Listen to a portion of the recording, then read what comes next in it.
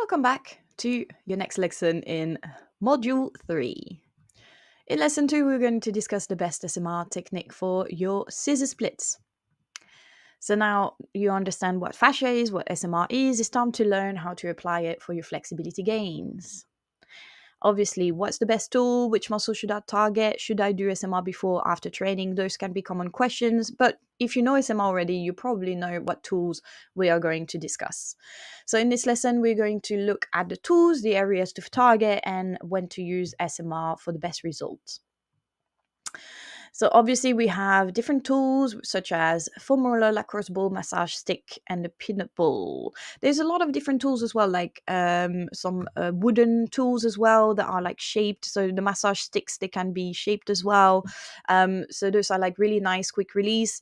And here you see in the table, you will have the intensity that it feels on your muscle. So large muscle group for the foam roller, deep pressure for smaller areas with the lacrosse ball. The peanut ball is more for the spinal release and your hip flexors.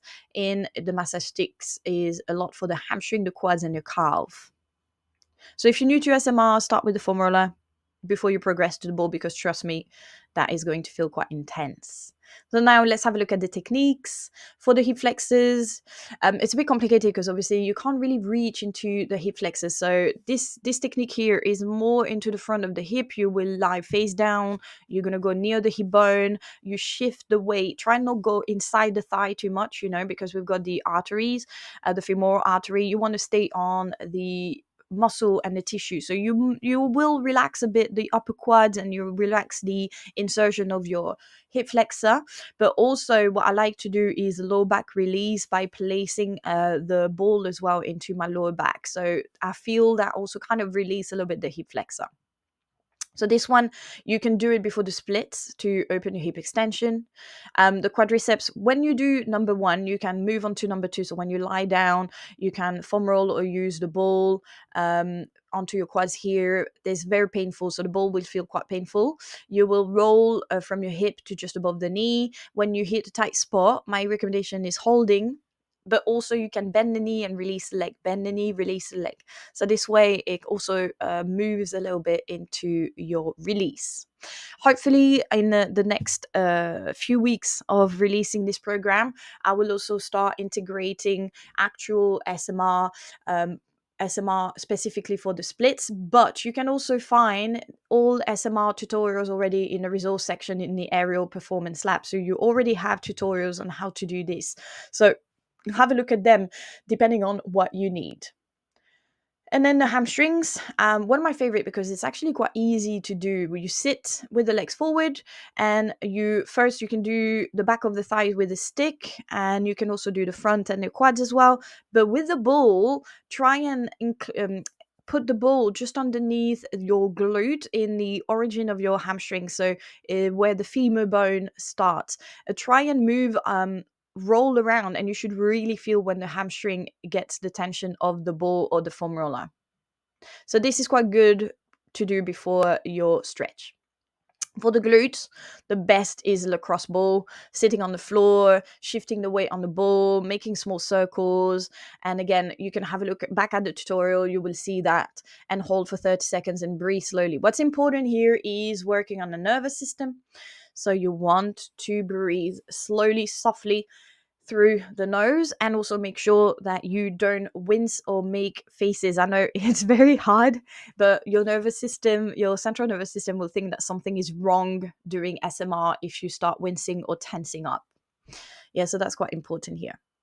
And finally, lower back, I explained before for your hip flexor, but it's also very good for your pelvic control. So if you have tight lower back in your splits, if you have an anterior tilt, then lying on the back, either with a peanut ball or with the lacrosse ball, you do one side and then the other, and you massage the lower back. Try and not go right into the spine. You can go into your erector spina, but I also like to go into my also sort of waist area.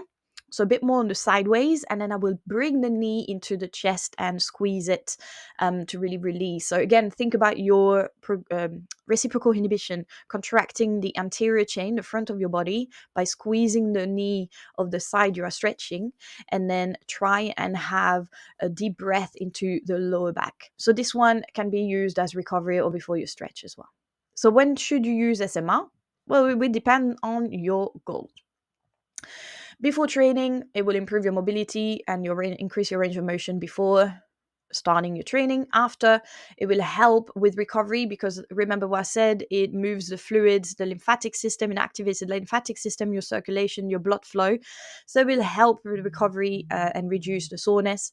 And on rest day, it will prevent stiffness and maintain flexibility. It's also a really nice way to just recover. So your best routine: before for mobility, after for recovery. What have we learned today? Again, different tools, different news. Obviously, I think the one I use the most now is lacrosse ball, but I do have all sorts of tools myself. Hip flexor, quad, hamstrings, glutes, lower back are the most important area to target for your splits. And you have learned what to do, when to do SMR in function of what you need. So your learning activity today is choosing one area to release, do your SMR for 60 seconds on each side, and then retest your mobility. Have a look at, like we did last lesson, have a look if you see your mobility improve. Next lesson and final lesson of this module, we have a look at the role of recovery in long-term flexibility. So how sleep, hydration, and nutrition impact your flexibility, and the importance of active recovery and mobility drills. And finally, how to avoid overtraining and flexibility burnout, because these happen as well. So I will see you in the next and final lesson.